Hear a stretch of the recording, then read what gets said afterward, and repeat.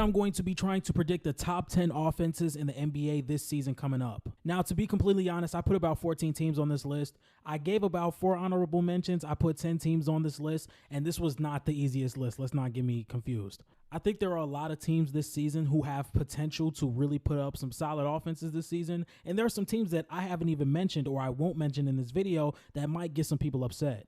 And I think that just goes to show with how good the NBA is becoming and how talented the league is today, because there are teams that I won't even mention in this video, like the Charlotte Hornets or the Memphis Grizzlies or the New Orleans Pelicans, who I think are going to have solid offenses this season. But there are so many teams who just have great facilitators, great rebounders, great shooters, great playmakers, to where teams that have that star-studded talent may just not make this list. So without further ado, we're going to get right into our honorable mentions. The 4 teams I have on my honorable mention list is the Atlanta Hawks, the Golden State Warriors, the San Antonio Spurs, and the Los Angeles Lakers. First off, to start off with the Los Angeles Lakers, I think this team has all the potential or all the capability and the tools to be a top 10 offense in this league. When you talk about guys like LeBron and Anthony Davis who are going to give you 25 and 12 a night from Anthony Davis, maybe 25, 7 and 6 from LeBron James a night. You have D'Angelo Russell, who's coming off his best shooting season in his career. Austin Reeves, who looks like the secondary ball handler behind LeBron James. You have a brand new coach in JJ Redick, who is trying to bring in more threes for this lineup. I mean, they were dead last in 3-point attempts per game last season. And you also bring Dalton Knecht, who was one of the better shooters in this draft class. And we also have to remember that Darvin Ham was one of the worst coaches in the league last season. I mean, it took a very long time for their best starting 5, which is D'Angelo Russell, Austin Reeves, LeBron James, Rui Hachimura, and Anthony Davis, to all get minutes together. And when that happened, they had an offensive rating of 116, and that's enough to be a top 10 caliber offense in the NBA. So with a more modern approach to the game of basketball in JJ Redick and how he wants to implement more 3-pointers for this Los Angeles Lakers crew, I definitely think they can finish in the top 10 as far as offenses, because you have one of the greatest minds in the game in LeBron James. You still have Anthony Davis, who's still a top 10 player in this league. D'Angelo Russell, who's still going to knock down open shots. I definitely think the Lakers can find their way into the top 10.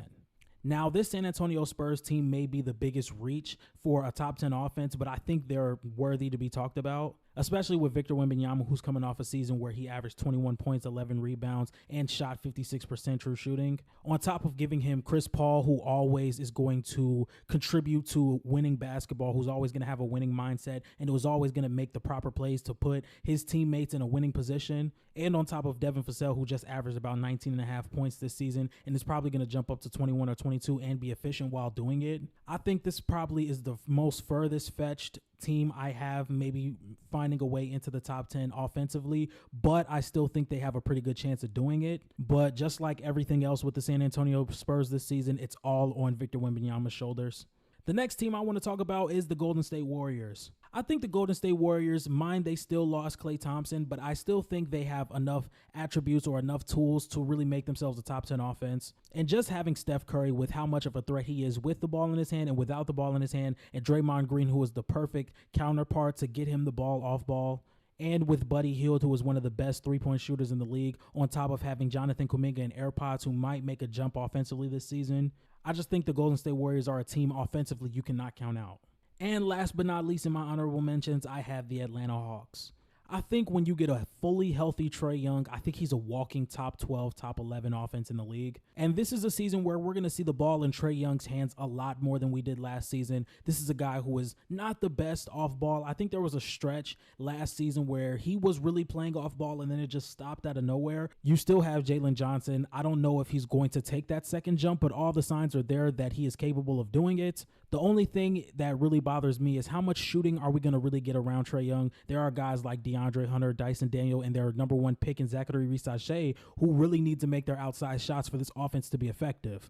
And no matter how much minutes Onyeka Okongwu gets, I still think he's a great starting center. He averages about 16 points, 8 rebounds on pretty good efficiency when he is the starting center. I think he should get a shot at being the starting center, and I think they should really move off Clint Capella to make this lineup even more reckless, or this lineup even more dangerous. But once again, just like my San Antonio Spurs take, it's all going to be on the shoulders of Trae Young. Now, with all my honorable mentions out of the way, we're going to be talking about our top 10 offenses. Let's get right into it. Let's go. I think the New York Knicks are going to be the number 10 offense this season. With Jalen Brunson coming back and being the number one guy on this team, you also have a lot of shooters around him like Dante DiVincenzo, Mikal Bridges, Josh Hart, who had a very big spike in three-pointers in the playoffs. And you also get back a 25-point-per-game kind of guy in Julius Randle. I think the offensive jump that Mikal Bridges took in Brooklyn does not get talked about enough, and I think we're going to see it all this season with the New York Knicks. At number 9, I have the Philadelphia 76ers. Adding Paul George and the shooting that he gives to this Philadelphia 76ers team, on top of Joel Embiid just eating up so much attention from the defense, is going to make it very difficult to guard them, especially when Paul George and Tyrese Maxey are both hot from beyond the arc. I think Joel Embiid needs to make a little bit of improvements of passing out of double teams and just passing when he's being double teamed in the post in general. But with the screener that he is and the off-ball screener that he is, whether it be for Tyrese Maxey or Paul George, it's definitely going to make an effect on how you guard this offense. At number 8, I have the Sacramento Kings. I think when we look at the Kings offense, I mean, you have two of some of the most clutch players in the NBA in De'Aaron Fox and DeMar DeRozan. You have one of the better facilitators at the big man position in Domantas Sabonis. You have knockdown shooters like Malik Monk and Keegan Murray. I just think there's not a formula where this Kings team is not a top 10 offense next season. And then when we look at the numbers that they were able to put up in the 2023 season with dribble handoffs to Keegan Murray, the mid-range to De'Aaron Fox, and on top of De'Aaron Fox being so hard to guard, he's now adding more volume to his three-point shots, and I think he shot about 35% from three on 8 attempts a game. If he can bump that up to maybe 38 to 39% on 8 attempts per game, this team is going to be so hard to guard. Not only on top of that, I think Malik Monk is probably the front runner to be the sixth man of the year. I think Keegan Murray is going to improve on his three-point shot, maybe get back to shades that we saw from his rookie season. I think he's going to get a lot more open now when you have guys like Domantas Sabonis, De'Aaron Fox, DeMar DeRozan. There are going to be guys that take the attention from defenses, and that's going to lead to a lot of open shots for guys like Malik Monk and Keegan Murray. And when we just look at the lineups that they can use to close games, whether it's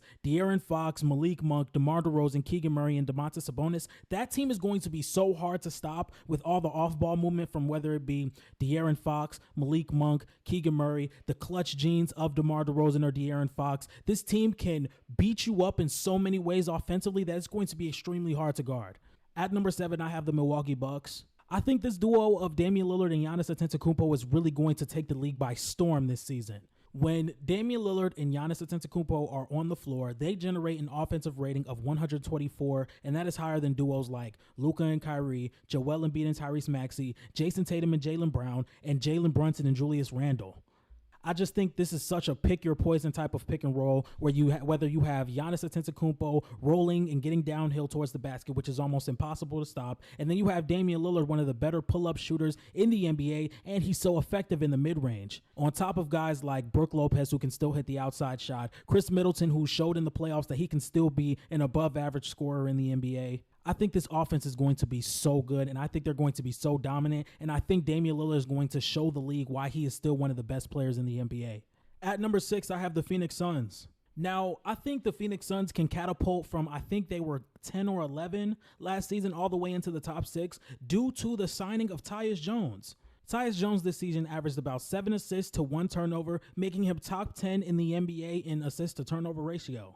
When we look at the Phoenix Suns, who were 23rd in win percentage in clutch games, when we look at the Phoenix Suns, who were 16th in win percentage in clutch games, they had the 23rd best offensive rating in clutch games. They gave up the 3rd most turnovers per game in the playoffs and gave up the most points off of turnovers in the playoffs due to them not having a floor setter. And I think with guys like Devin Booker, Kevin Durant, and Bradley Beal, yes, the ball is better in their hand, but it definitely makes them hard to guard when one player has the ball, or maybe all 3 of them are playing off ball.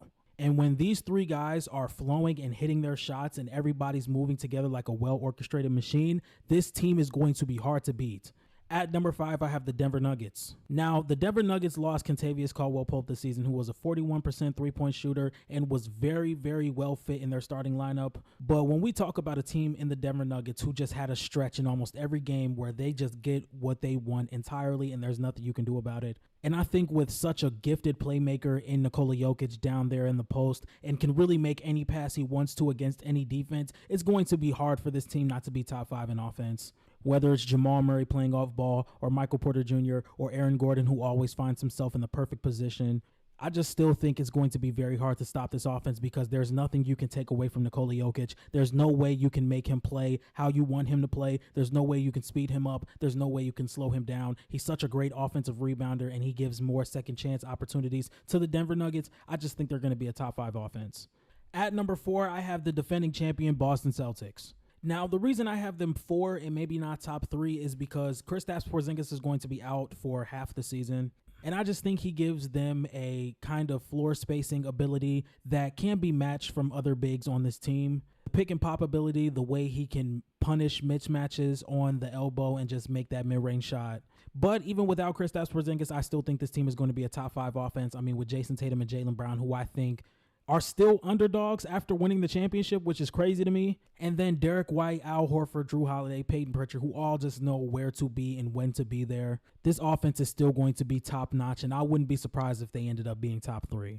So now we have the top 3, and I'm sure you guys know who my top 3 is. Some of these teams you guys may think are a little high. Some of them you might think are a little low, but this is my top 3 in my opinion. I think these 3 teams are going to have the best offense in the 2024-2025 season. And first off, we're going to start at number 3, which is the Dallas Mavericks.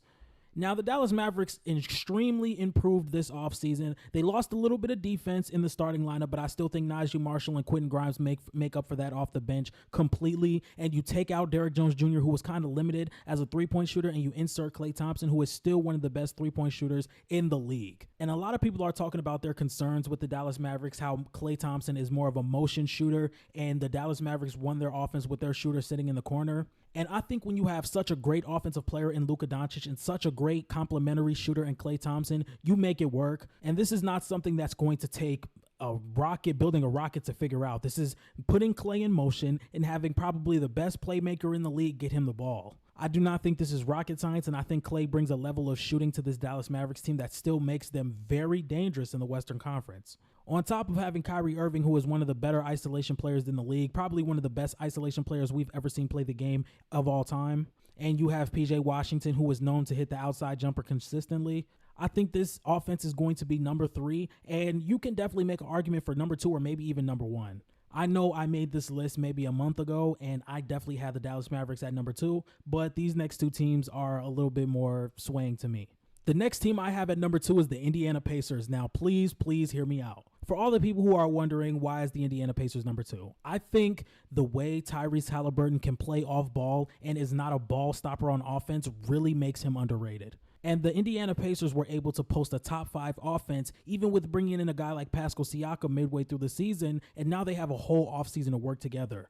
On top of Miles Turner being an excellent floor spacer and a great rebounder for this team, Benedict Mathurin, who they didn't have for the entire second half of the season, and Andrew Nembhard is just going to have a great motor offensively, and he might take a jump, who knows. You put all of this next to Tyrese Halliburton, who is a top 5 playmaker and a top 5 offensive player in the league, this team is definitely going to generate a top 5 offense. And in my case, they're going to be number 2. And at number 1, I have the Oklahoma City Thunder. Now, this is a team that was top 5 in offense, top 5 in defense last year, and they got better in everything that they were lacking last season. In the playoffs, we saw a regression on shooting from guys like Josh Giddey, Chet Holmgren, Jalen Williams. And I think giving another season for these guys like J-Dub and Chet Holmgren, they're obviously going to improve on both sides of the ball. SGA has shown he can be the number 1 on a playoff team in the playoffs. And you bring guys like Alex Caruso and Isaiah Hartenstein, who are really known for their defense, but can be positive outside shooters in Alex Caruso and can be a positive offensive rebounder and playmaker in Isaiah Hartenstein. And I definitely think we can take a jump, or we can bank on a jump, from Cason Wallace, Isaiah Joe, and Aaron Wiggins offensively off the bench. But what makes me think they're going to be the best offense in the league this season coming up is the progression that we're going to see from Chet Holmgren and Jalen Williams. I think Jalen Williams has such a talent to get to his spots on the floor, and once he gets there, he's really hard to stop. And when we talk about Chet Holmgren, I think he has all the things that can make him an elite modern big man when we talk about rim protection, rebounding, floor spacing, and defensive versatility. And when we look at the All-Star break or post-All-Star break and the Thunder are the best team in the league, I'm going to be banking on them being a top 3 offense. So, ladies and gentlemen, that was me predicting the top 10 offenses in the 2024-2025 NBA season coming up. If you guys think I have a team too low, if you guys think I have a team too high, if you guys think I should have a team on the list that did not make it, let me know in the comment section. And if you guys like this type of content, make sure you like, comment, and subscribe. And I'm out. Peace.